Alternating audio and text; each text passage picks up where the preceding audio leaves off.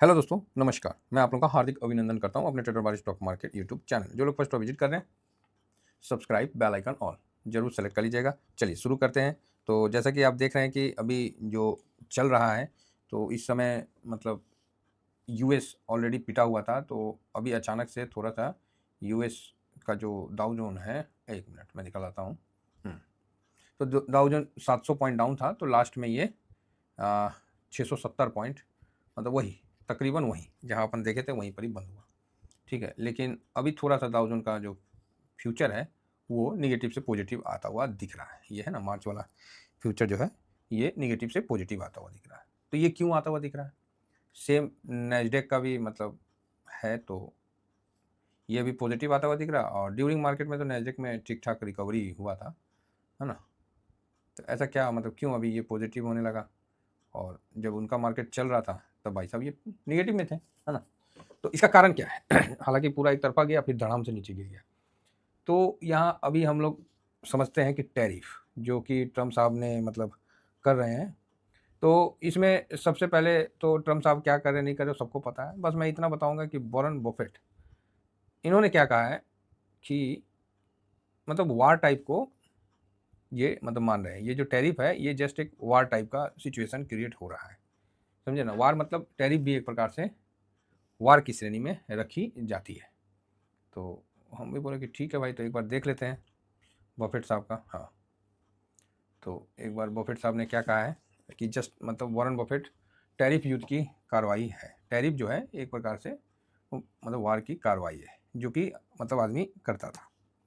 तो इन्होंने जो बोला कि टैरिफ जो है सॉरी कि टैरिफ वस्तुओं पर कर के रूप में काम करते हैं, है ना। उपभोक्ता की कीमतों को बढ़ा दिया जाता है।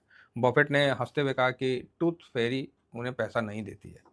तो ये क्या मतलब है कहने का? तो उसी में कि टैरिफ जो है वो आयात मतलब जो हमारे देश में नहीं होता, वो वस्तुओं पर कर बढ़ाकर देश के बीच में व्यापार को बाधित किया जाता है। बफेट साहब का कहना है कि टैरिफ जो है वो बाधित किया जाता है, मतलब आयात को, और उन नई लागतों को अक्सर उच्च कीमतों के माध्यम से उपभोक्ताओं पर डाल दिया जाता है। सही बात है भाई, कंपनी अपने तरफ से तो करती नहीं है, ओवरऑल वो देना किसको पड़ता है? जनता को ही देना पड़ता है। वही चीज़ कह रहे हैं कि 100 का चीज़ है, 25% टैरिफ हो गया, 125% वो कमाएगा, 150 रुपये भाई साहब, जनता ही पीसी जाएगी। तो वही चीज़ यहाँ इन्होंने कहा है बफेट साहब ने। और ये जो है ना टैरिफ को कई अर्थशास्त्री द्वारा एक राजनीति हथियार माना जाता है। कभी कभी व्यापार युद्ध में इस्तेमाल किया जाता है और अंतर्राष्ट्रीय व्यापार के लिए एक कुशल ढांचा नहीं माना जाता, ये अच्छा नहीं माना जाता है। तो ये बात बफेट साहब ने कहा है। तो सही बात है भाई। और टूथ फेरी मतलब नहीं, हम लोग के यहाँ जो दांत टूट जाता था, मतलब तो दांत जो टूट जाता था तो नहीं बोलते थे कि जमीन में गाड़ दो, दूसर पेड़ का जमीन में, पेड़ का जड़ के पास गाड़ दो, देखना कोई कौवा मत देख ले, चाहे छुपा के गाड़ दो पानी वाला जगह पे, जिससे क्या है कि तुम्हारा दांत वापस निकल आएगा। तो वहाँ पर अमेरिका में बोला जाता था कि टूथ फेरी मतलब दांत को छुपा के रख रख दो, तो फिर क्या है कि कोई परी आके आपका दांत मतलब पैसा देगी। तो वही चीज़ है।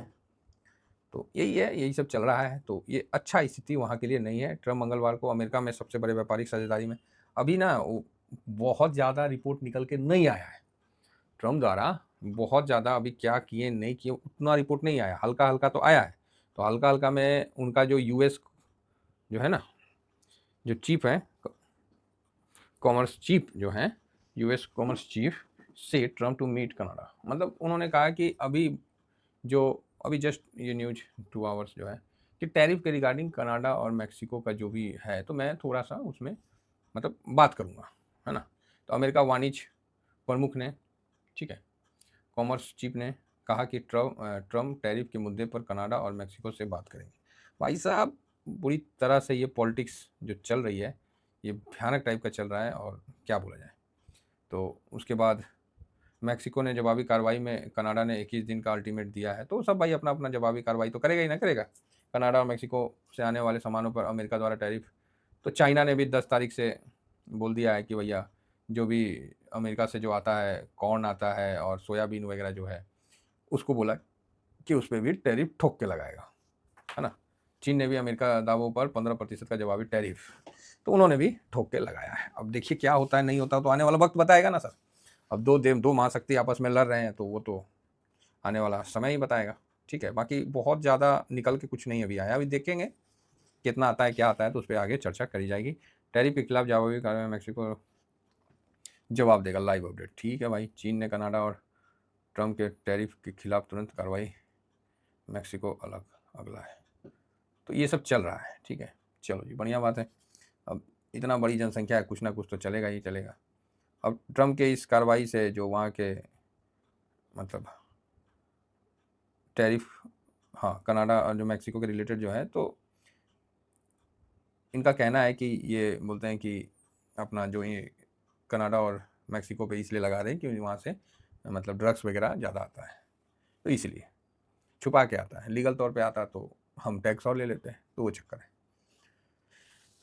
तो ये मतलब जो है सो सामने है, तो कोई खास नहीं। ठीक है, ये एक बहाना है कि भैया टैरिफ लगाना है तो कोई ना कोई बहाना चाहिए, तो लो टैरिफ लगाना है, तो बस बहाना ढूंढ रहा है और कोई बात नहीं। ये पगला गया है, बहुत सियाना हो गया है।